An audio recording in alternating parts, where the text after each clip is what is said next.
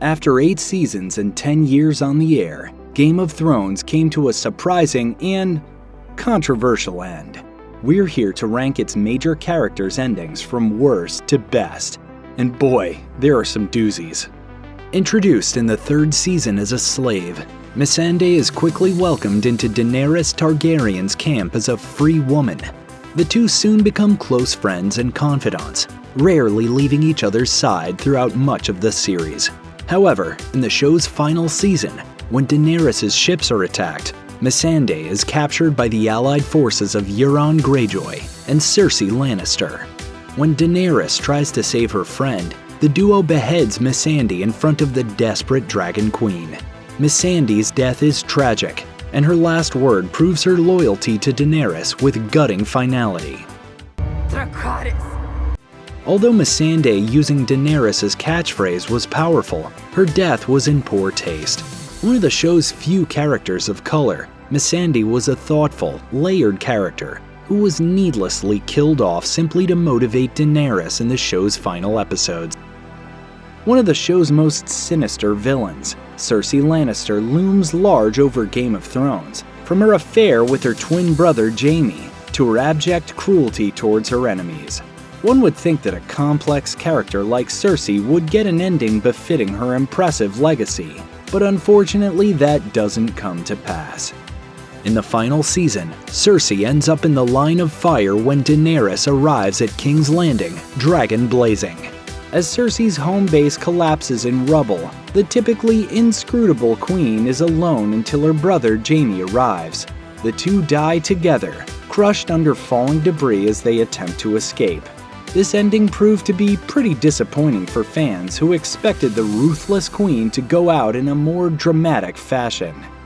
Over the course of the series, Jaime Lannister becomes one of the show's most complex characters. After beginning the series loyal to Cersei, Jaime eventually turns away from his sister, deciding to help his brother Tyrion and Daenerys instead. But at the end of the series, Jaime returns to Cersei, right after finally consummating his slow burn relationship with Brienne of Tarth.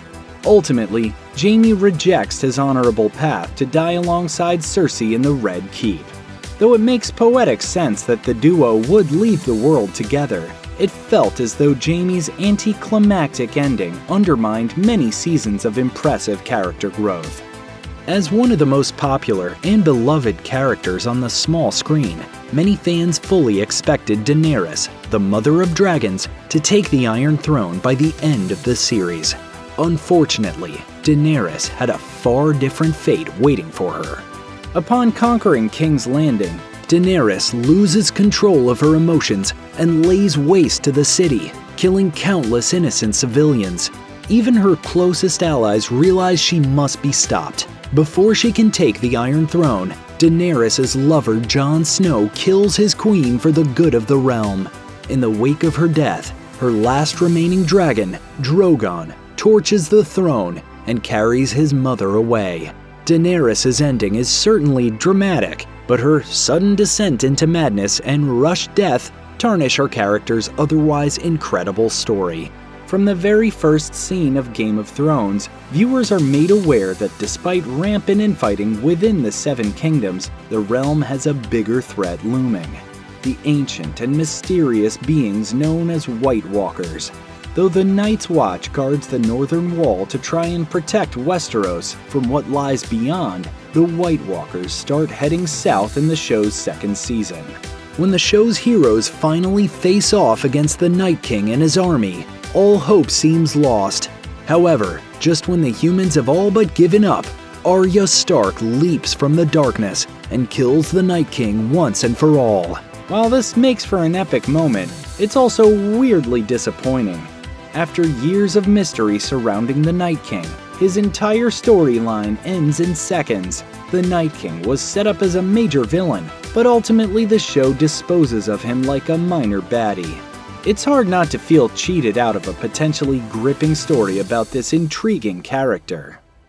Few of Game of Thrones' conniving characters had as much potential as Margaery Tyrell, an unparalleled strategist who was also the prize beauty of the wealthy House Tyrell. After a short-lived marriage to Renly Baratheon, Margaery shifts her allegiances to the Lannister family in King's Landing. Before long, Margaery is married to the sadistic Joffrey Baratheon, but when he is assassinated at their wedding, she ends up serving as queen to his sweet younger brother, Tommen. Unfortunately for Margaery, however, she makes an enemy of Cersei almost immediately thanks to her beauty and quick mind.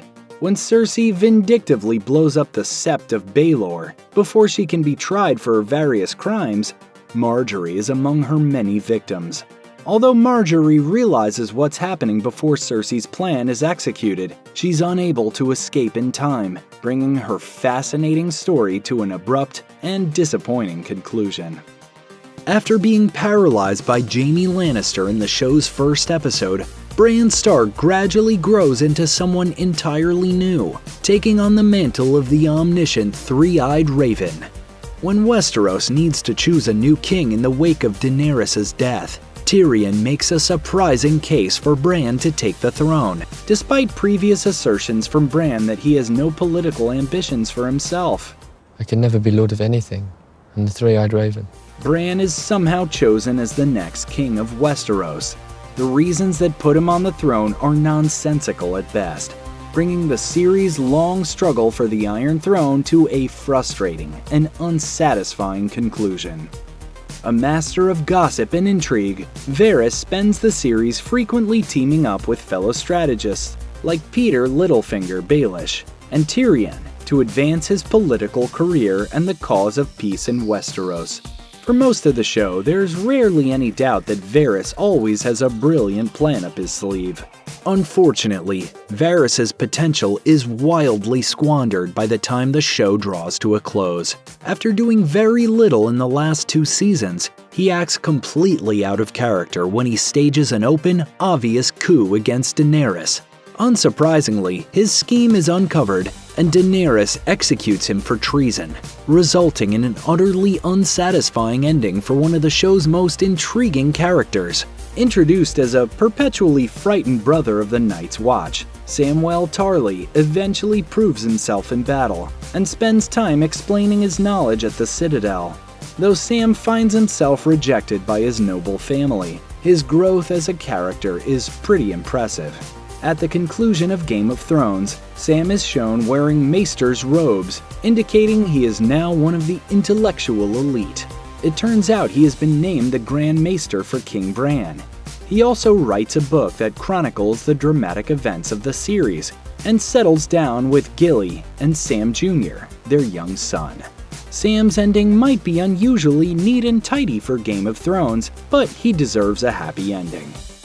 Theon Greyjoy begins Game of Thrones as the insecure ward of the Stark family, who overtakes Winterfell the second the family departs. However, Theon ends up suffering for his crimes when he's captured by the Bolton clan and tortured by Roose Bolton's sadistic son Ramsay. Before long, Theon has lost his grasp on his former identity, referring to himself only as Reek. Reek endures horrific torture, but eventually Theon's bravery returns, as does his loyalty to the Stark family. After helping Sansa Stark escape Ramsay's captivity, Theon volunteers to personally guard Bran during the Battle of Winterfell. Ultimately, Theon sacrifices himself to save Bran, providing redemption for one of the show's most complicated and long-suffering characters. From the beginning, it's clear that Jorah Mormont harbors romantic feelings for Daenerys, the young mother of dragons. After meeting Daenerys at her wedding to Dothraki warrior Khal Drogo, the disgraced heir of the Mormont clan pledges his loyalty to his Khaleesi and stands by her side until the bitter end. During the Battle of Winterfell, Jorah tries his best to defend his Khaleesi and gets mortally wounded in the process. Not only does Jorah nobly sacrifice himself for his queen, but he escapes having to see Daenerys abandon her principles during her attack on King's Landing. In a way, this gives Jorah the best ending he could hope for. Sandor the Hound Clegane became a fan favorite early on, thanks to his gruff demeanor, fighting prowess, and secret, sensitive side. His scarred face is courtesy of his brother, Gregor the Mountain Clegane, who shoved Sandor into a fire when they were both young. The Hound doesn't care about much, but he does care about getting revenge on his brother. Eventually, the Hound forms a close bond with Arya Stark.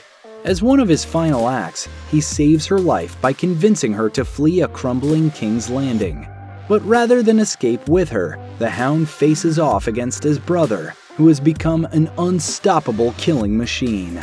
Ultimately, the Cleganes die together when the Hound flings them both into the flames below, giving him a tragic but poetically fitting ending.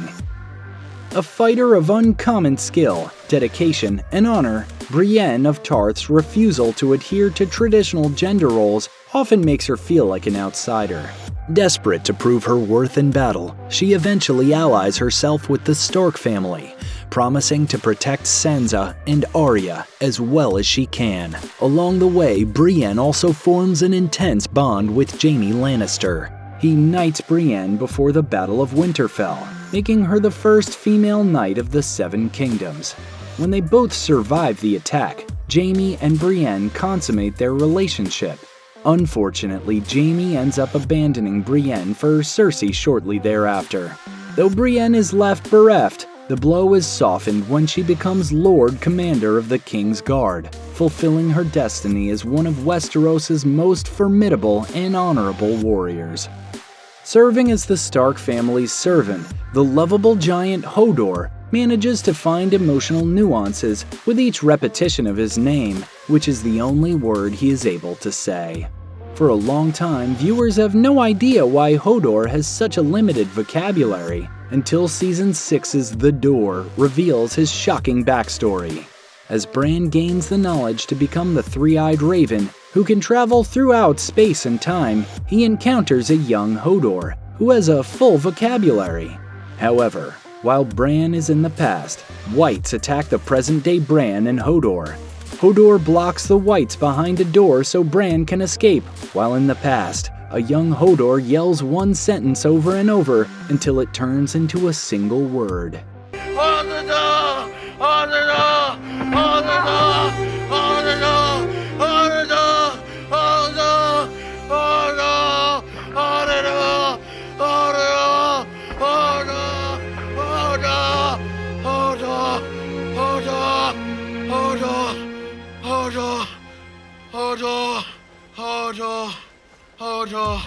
Losing Hodor is heartbreaking, but the revelation of his past is an incredible feat of storytelling.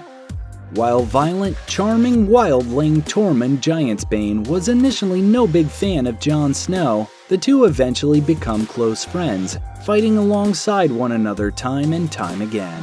Tormund ends up surviving the battle against the White Walkers as well as the siege of King's Landing. Though his enormous crush on Brienne remains unrequited, Tormund's ending is fitting, with him returning to the far north where he belongs, alongside his sworn brother, Jon Snow. One of Game of Thrones' most emotionally conflicted characters, Jon Snow always wants to do what's right. That instinct leaves him with a hard decision to make when his lover, Daenerys, decimates the city of King's Landing. After talking to Tyrion, Jon realizes he must do the right thing despite his love for Daenerys. As the Dragon Queen reaches the Iron Throne she has fought so hard to win, Jon stabs her in the chest. After Dany's death, Drogon burns the throne and carries Dany away, but Jon still must face justice for his crime. Eventually, it's decided that Jon will be banished from Westeros and return to the north. Though this is painted as punishment, it feels natural for Jon Snow, who never felt at home in the halls of the kings and queens of Westeros. He heads back into the northern wilderness with Tormund and his loyal direwolf Ghost by his side. Born without a prestigious name, Petyr Baelish quickly learned to do anything to gain power. Eventually, the conniving noble known as Littlefinger became a major player within King's Landing, running a brothel and collecting information on the biggest names in Westeros. Though he seemed loyal to Sansa Stark, he readily traded her to Ramsay Bolton when he thought it might gain him power. Once Sansa returns to Winterfell, Littlefinger does his very best to pit sister against sister, attempting to turn Sansa and Arya against one another. Though Littlefinger thinks victory is nigh when Sansa calls for a trial that he assumes is for Arya, she beats him at his own game. You stand accused of treason. How do you answer these charges? Lord Baelish. On Sansa's orders, Arya slits his throat, and Littlefinger's death provides an incredibly satisfying ending for this often despicable man. For a show with its fair share of bad guys, few are as repulsive as Ramsay Bolton. In addition to tormenting Theon, Ramsay repeatedly assaulted Sansa Stark and killed her younger brother Rickon just for fun. After he kills Rickon, Ramsay loses the Battle of the Bastards and finds himself at the mercy of the surviving Starks. Bound and helpless in the depths of Winterfell, Ramsay sneers at Sansa until he realizes that he's surrounded by his own snarling dogs. When Ramsay says they'll never hurt him, Sansa points out that Ramsay stopped feeding them days prior in anticipation of winning the battle. He'd been planning to feed the Starks to his pets, as he'd done with other victims in the past. As Sansa leaves him to the same fate he dealt out to so many others, Ramsay's dogs rip him to shreds, putting an end to Game of Thrones' most reprehensible sociopath. Tyrion Lannister goes on a winding journey throughout Game of Thrones, but ends up right where he should be. After facing imprisonment for turning on Daenerys after her siege of King's Landing, Tyrion convinces Jon to assassinate Daenerys for the good of the realm. Despite her allies being furious with him, Tyrion is still brought to the council that will decide the fate of Westeros' monarchy, and actually ends up handpicking the new king. Bran chooses Tyrion to serve as Hand of the King, a job he doesn't initially want after having served as Hand before. But the truth is that pulling the strings behind a leader is where Tyrion's strengths can best be utilized. The last scene of the series sees Tyrion comfortably leading one of Bran's small council meetings, proving that he's exactly where he belongs. After using the faceless assassin skills that she acquired throughout the series to seek revenge against her enemies and defeat the Night King, Arya Stark deserves a break. But with the wars in Westeros drawing to a close and demand dwindling for her hard-won fighting skills, Arya is faced with the daunting decision about what to do with the rest of her life. Ultimately, Arya sets off to explore the world, telling her brothers and sister that she wants to find what's west of Westeros. Armed with her trusty sword, Needle, Arya sets sail to explore the darkest corners of the world, seeking independence outside the contentious borders of the Seven Kingdoms. Arya was always a character who sought her own path in life, so to see her continuing to challenge herself and push boundaries is a rewarding ending for this beloved character. One of the overarching messages of Game of Thrones always seemed to be that the ideal leader of the Seven Kingdoms would have the cunning strategy of Cersei with the honor and trustworthiness of Jon Snow. So it was surprising and a little bit frustrating when Sansa Stark, the character who most embodies both qualities, is overlooked in favor of her brother Bran. However, when Bran becomes king, the shrewd Sansa seizes that opportunity to make an important request. The North will remain an independent kingdom, as it was for thousands of years. Bran agrees, and Sansa is rewarded for her efforts. In one of the very last shots of the series, viewers watch as Sansa is crowned the Queen in the North, ensuring that a Stark will remain in Winterfell for years to come. Though she would undoubtedly have been a fair and capable ruler of Westeros, her home in the North is where she truly wants to be, which makes her ending the perfect conclusion to her impressive tale. Olenna Tyrell, the matriarch of the wealthy House Tyrell, who carries the title of Queen of Thorns, is known for always being several steps ahead of everyone else. Her razor wit and even sharper tongue serve her well throughout the series, and her final moments are no exception. After allying herself with Daenerys and her forces, Olenna finds herself outmatched against the Lannister armies as they approach her home of Highgarden, leaving her trapped. Unwilling to violently slay an old woman, Jaime gives her a poisoned glass of wine instead. But Olenna has one last trick up her sleeve. After drinking the poison, Olenna finally reveals to Jaime that she is responsible for the death of his son with Cersei, the illegitimate King Joffrey. Tell Cersei. I wanted to know it was me. Even though Jaime technically gets what he wants by taking out one of his biggest enemies, Olenna still manages to come out on top, giving her the best ending in all of Game of Thrones. As showrunner Dan Weiss once put it, she beats him in the middle of her own death scene. Check out one of our newest videos right here. Plus, even more Looper videos about your favorite shows are coming soon. Subscribe to our YouTube channel and hit the bell so you don't miss a single one.